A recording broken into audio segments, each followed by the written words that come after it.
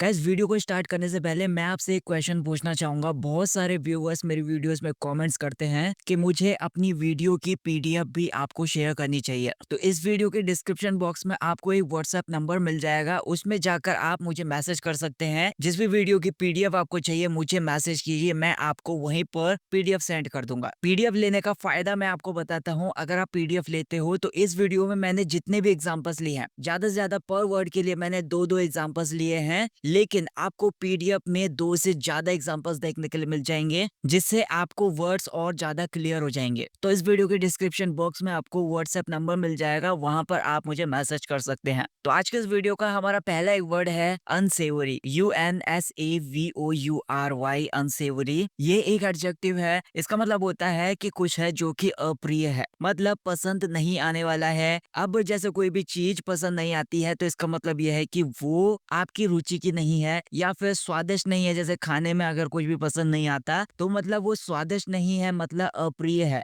आपके लिए पसंदीदा नहीं है। अब किसी का व्यवहार भी हो सकता है जो आपको पसंद नहीं आया है, वो आपके लिए अप्रिय हो सकता है। जैसे मेरे कमरे में कचरा रखा हुआ था, बहुत टाइम से रखा हुआ था, 1 दिन हो गए, 2 दिन हो गए, तो वो कचरे रखे रखे मेरे कमरे में बदबू आनी शुरू हो गई। तो वो जो बदबू थी मुझे पसंद नहीं आ रही थी, तो वो जो बदबू होगी मेरे लिए अप्रिय होगी या फिर मेरे लिए अनसेवरी होगी। तो इसके लिए आप सिनोनिम्स देख सकते हैं, डिसएग्रीबल, अनप्लेजेंट, डिसटेस्टफुल बोल सकते हो, वो भी अनसेवरी की तरह ही यूज कर सकते हैं, या फिर ऑफेंसिव वर्ड को भी इसी सेंस में यूज किया जा सकता है। तो एग्जांपल्स आप देख सकते हैं, द अनसेवरी पॉलिटिकल राइवलरी बिटवीन आप एंड बीजेपी इंटेंसिफाइड, मतलब जो भी अप्रिय पॉलिटिकल राइवलरी है, यानी कि पसंद नहीं आने वाली जो भी पॉलिटिकल प्रतिद्वंदिता है, या फिर दोनों के बीच में जो भी कंपटीशन है, या फिर जो दुश्मनी है बिटवीन आप एंड बीजेपी, वो और ज्यादा भड़क गई या फिर और ज्यादा आगे बढ़ गई, या फिर खराब हो गई सिचुएशन और ज्यादा। The unsavoury smell of garbage filled the room, मतलब जो भी अप्रिय स्मेल थी या फिर पसंद नहीं आने वाली जो भी गंध थी गार्बेज की या फिर जो भी कूड़ा कचरा था उसकी, फिल्ड द रूम मतलब वो पूरे कमरे में फैल गई या फिर कमरे में अच्छी तरीके से भर गई। नेक्स्ट वर्ड है हमारा पेंशांट। ये एक नाउन है। इसका मतलब होता है कि किसी चीज के लिए झुकाव बोल सकते हो, मतलब किसी चीज के प्रति या फिर किसी सिचुएशन के प्रति या फिर किसी पर्सन के प्रति झुकाव बोल सकते हो, या फिर उसके लिए लगाव बोल सकते हो, वो पेंशांट हो गया। ऐसे ही जैसे मुझे इंग्लिश वोकैबुलरी वीडियोस बनाना बहुत ज्यादा अच्छा लगता है, तो इसका मतलब ये हो गया कि इंग्लिश वोकैबुलरी वीडियोस के लिए मेरा पेंशेंट है, मेरा लगाव है या फिर मेरा झुकाव है। ऐसे ही जैसे मैं काम करने के बाद बहुत ज्यादा थक जाता हूँ, तो उसके बाद मुझे अपनी बॉडी के अंदर एनर्जी चाहिए होती है, तो एनर्जी को लेने के लिए मैं 1 कप कॉफी पीता हूँ या फिर 1 कप चाय पीता हूँ। तो मतलब चाय के प्रति मेरा झुकाव है या फिर चाय के प्रति या कॉफी के प्रति मेरा लगाव है, तो उस लगाव को पेंशांट बोल सकते हैं। तो इसके लिए आप टेंडेंसी भी बोल सकते हैं या फिर अफेक्शन भी बोल सकते हैं। तो एग्जांपल्स आप देख सकते हैं, the journalist penchant for exposing scandals is well known, मतलब जो भी जर्नलिस्ट का पेंशांट है या फिर पत्रकार का जो भी झुकाव है या फिर लगाव है, फॉर एक्सपोजिंग स्कैंडल्स मतलब जो भी घोटाले होते हैं उनको एक्सपोज करने का जो भी पत्रकार का लगाव है, वो अच्छी तरीके से जाना पहचाना है या फिर वो बहुत ज्यादा फेमस है। Kejriwal showed a penchant for political debates challenging the BJP, मतलब जो केजरीवाल हैं उन्होंने अपना लगाव दिखाया या फिर अपना झुकाव दिखाया फॉर पॉलिटिकल डिबेट्स, मतलब पॉलिटिकल डिबेट्स को लेकर केजरीवाल ने अपनी रुचि दिखाई, अपना लगाव दिखाया, एंड चैलेंजिंग द बीजेपी, और उन्होंने बीजेपी को चैलेंज कर दिया। नेक्स्ट हमारी एक फ्रेजल वर्ब है रेकअप, RAKEUP,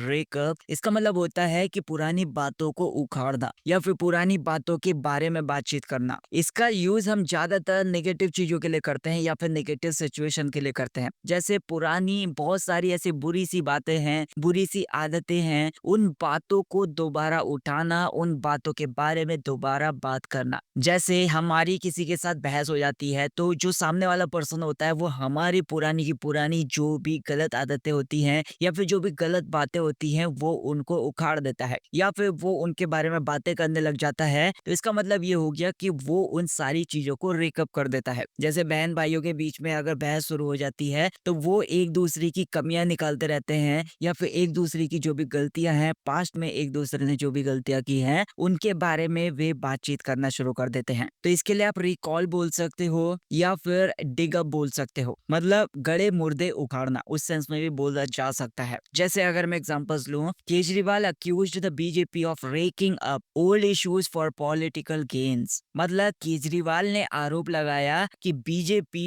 is racking up old issues, मतलब जो बीजेपी है वो पुरानी बातों को उखाड़ रही है या फिर पुरानी बातों के ऊपर बात कर रही है फॉर पॉलिटिकल गेन्स, मतलब पॉलिटिकल लाभ के लिए या फिर राजनीतिक लाभ के लिए जो बीजेपी है वो पुरानी बातों को उखाड़ रही है, ऐसा केजरीवाल ने बीजेपी के ऊपर आरोप लगाया। नेक्स्ट एग्जांपल है, she keeps racking up old arguments with her sibling, मतलब वो जो लड़की है वो अपने सिबलिंग्स से या फिर अपने भाई बहनों के साथ जो भी उसके बहस चल रही है, तो उस दौरान वो अपने पुराने झगड़ों को बार बार उठाती रहती है, या फिर हमेशा जब भी हल्की सी बहस शुरू हो जाती है या फिर जब भी उसका मजाक का मूड करता है या फिर जब भी वो सामने वाले की इंसल्ट करना चाहती है, तो वो हमेशा पुरानी बातों को या फिर पुराने जो भी झगड़े हैं, पुराने जो भी बहस हुई हैं, उनको वो उखाड़ देती है या फिर उनके बारे में बातचीत करना शुरू कर देती है। नेक्स्ट वर्ड है हमारा रूज, इसका मतलब होता है किसी पर्सन की चालाकी बोल सकते हो, क्योंकि ये एक नाउन है। जैसे कोई भी पर्सन है, अगर वो धोखा दे देता है तो उस धोखे वाली सिचुएशन को आप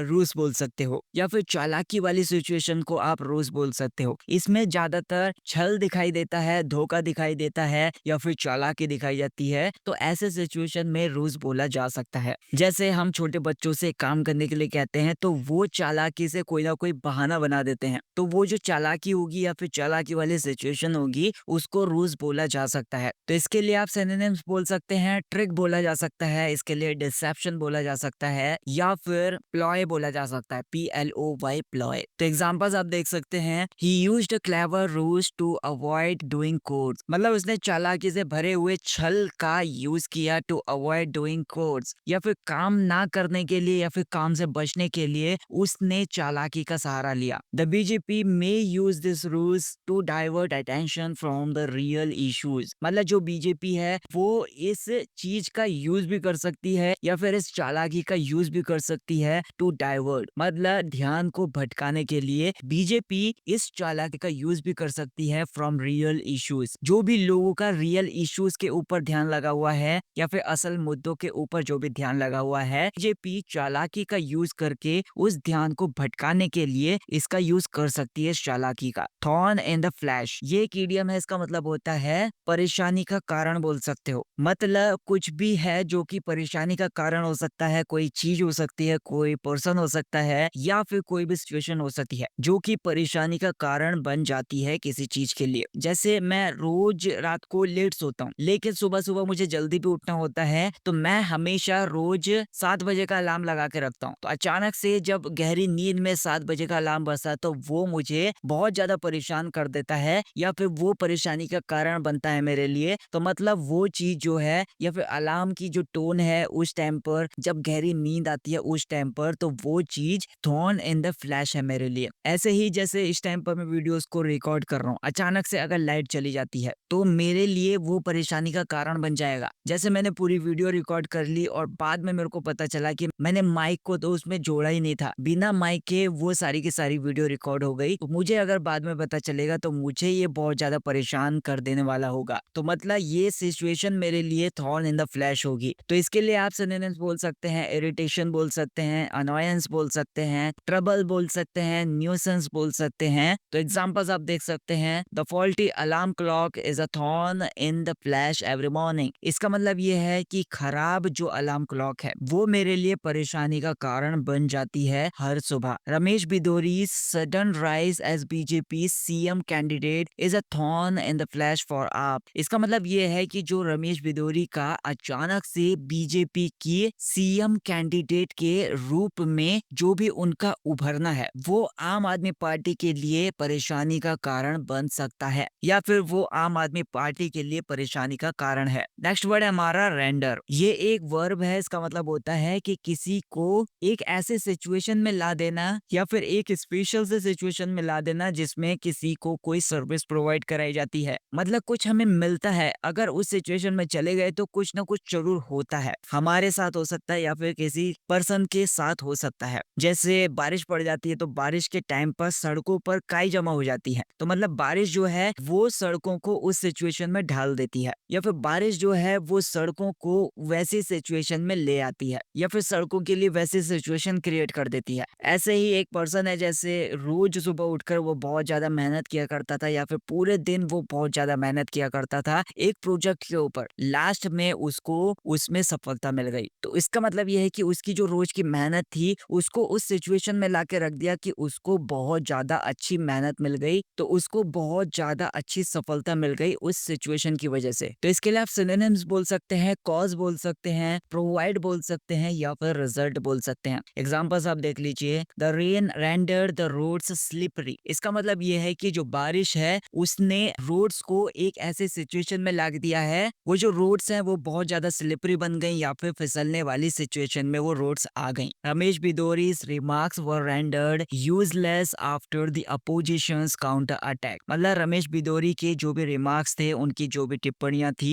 were rendered useless, मतलब वे सारी की सारी बेकार हो गई, या फिर वो जो टिप्पणियां थी उनको एक ऐसे सिचुएशन में लाके रख दिया कि वो सारी की सारी यूजलेस हो गई। After the oppositions counter attack, मतलब अपोजिशन के काउंटर अटैक के बाद रमेश बिदोरी की जो भी टिप्पणियां थी वो बेकार हो गई। नेक्स्ट वर्ड है हमारा थिकट। ये एक नाउन है, इसका मतलब होता है घना झुंड बोल सकते हो, या फिर कठिन सी सिचुएशन बोल सकते हो। मतलब घनी सी झाड़ियों को आप थिकट बोल सकते हैं, या फिर घने से पेड़ों के जो भी ग्रुप्स होते हैं उनको थिकट बोला जा सकता है। या फिर कोई भी पर्सन है अगर वो कठिन से सिचुएशन में है या फिर परेशानियों वाली सिचुएशन में है, तो मतलब वो थिकट वाली सिचुएशन में है। तो इसके लिए आप सिनोनिम्स बोल सकते हैं, डेंस ग्रोथ बोल सकते हैं, जंगल बोल सकते हैं, या फिर क्लस्टर बोल सकते हैं। एग्जाम्पल्स आप देख लीजिए, both parties are stuck in a political thicket ahead of the Delhi election. मतलब जो दोनों पार्टीज हैं वो फंस गई हैं इन अ पॉलिटिकल थिकट, मतलब वे एक पॉलिटिकल थिकट में फंस गई हैं, या फिर एक पॉलिटिकल झाड़ियों में फंस गई हैं, या फिर पॉलिटिकल जाल में फंस गई हैं, जहां पर बहुत ज्यादा कठिनाइयों भरी सिचुएशन है, या फिर बहुत ज्यादा परेशानियों भरी सिचुएशन में फंस गई हैं दोनों की दोनों पार्टीज जो हैं। Ahead of the Delhi's election, मतलब दिल्ली के जो भी चुनाव आने वाले हैं उससे पहले। Clearing the thicket in the garden took hours, मतलब जो भी थिकट था या फिर घने झुंड जो थे पौधों के या फिर झाड़ियों के